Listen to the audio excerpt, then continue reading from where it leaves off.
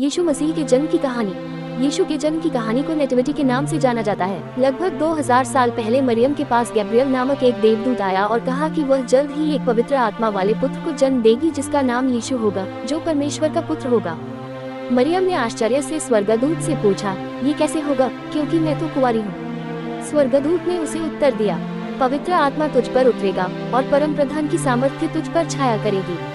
तू गर्भवती होगी और एक पुत्र को जनेगी, इसलिए जो बच्चा उत्पन्न होगा वो पवित्र होगा और परमेश्वर का पुत्र कहलाएगा, और उसका नाम यीशु रखना।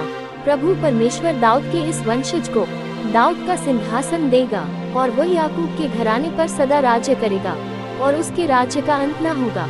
इस समय मरियम की सगाई यूसुफ से हो चुकी थी। जब मरियम ने यूसुफ को ये बताया तो वह दुखी और भ्रमित हो गया और उससे अलग होना चाहा, लेकिन फिर प्रभु का वही दूत उसे सपने में दिखाई दिया और कहा, यूसुफ दाऊद के वंशज, मरियम को पत्नी रूप में अपना लो, डरो मत, क्योंकि जो उसके गर्भ में है वो पवित्र आत्मा की ओर से है। वह एक पवित्र पुत्र को जन्म देगी, उसका नाम यीशु रखना, क्योंकि वह अपने लोगों को उनके पापों से बचाएगा। यूसुफ ने सपने में कही स्वर्गदूत की बात मान ली, क्योंकि उसने अपने पिता से सपनों को गंभीरता से लेने की सीख ली थी, इसलिए उसने मरियम को सम्मान पूर्वक स्वीकार कर लिया।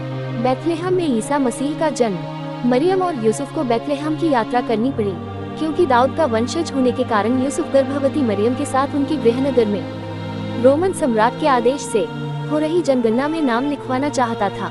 इसलिए वे गलील के नासरत नगर से यहूदिया में दाऊद के नगर बैतलहम को गए। कई दिनों तक गधे पर गर्भवती मरियम को यात्रा करनी पड़ी। वह यूसुफ के साथ बैतलहम पहुंची। वहां सभी सराय भरी हुई थी। मरियम का किसी भी समय प्रसव हो सकता है, ये जानकर एक सराय के मालिक ने यूसुफ से कहा कि वे उसके अस्तबल में रह सकते हैं। मरियम को प्रसव पीड़ा हुई और यीशु का जन्म अस्तबल में हुआ। सोते हुए बच्चे के आराम करने की एकमात्र जगह संभवतः जानवरों का नाम था, जिसे चरनी के नाम से जाना जाता था।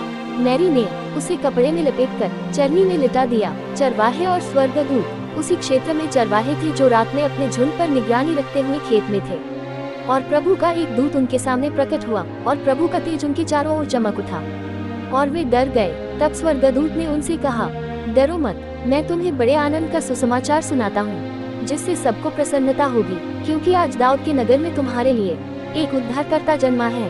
वह मसीहा प्रभु है, और तुम्हारे लिए उसका ये पता है। तुम एक बालक को कपड़े में लिपटा हुआ और चरनी में लेटा हुआ पाओगे।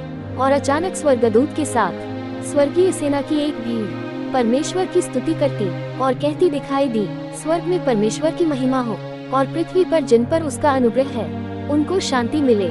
जब स्वर्गदूत उन्हें छोड़कर स्वर्ग को चले गए तो चरवाहों ने कहा, आओ हम बैतलहम चले और प्रभु ने हमें जो बताया है देखें। वे जल्दी से अस्तबल गए और मरियम और यूसुफ को तथा चरनी में लेटे हुए शिशु को पाया। उन्होंने बालक के विषय में स्वर्गदूत द्वारा उनसे कही बातें मरियम, यूसुफ और दूसरे चरवाहों से कही।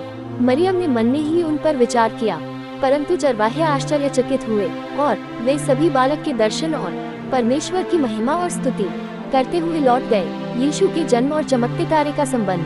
क्रिसमस के त्योहार में 24 दिसंबर की रात को होली नाइट यानी पवित्र रात भी कहा जाता है।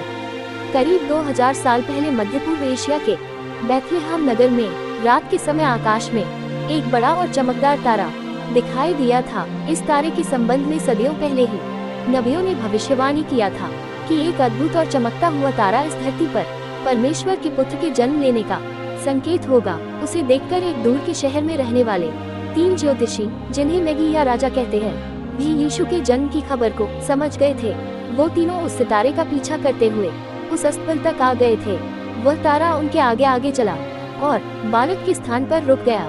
वह कोई स्थिर तारा या ग्रह नहीं था, वह तारा दूर चमकते स्वर्गदूतों का समूह था। वहां पहुंचकर उन्होंने प्रभु यीशु को उसकी माता के साथ देखा और झुककर दंडवत प्रणाम किया। उन्होंने यीशु के परिवार को सोना, लोबान और गंध रस उपहार दिया और यीशु की पूजा भी की और कहा, चमकते हुए तारे की तरह इस जगत में प्रभु यीशु मसीह ज्योति बनकर चमकेंगे।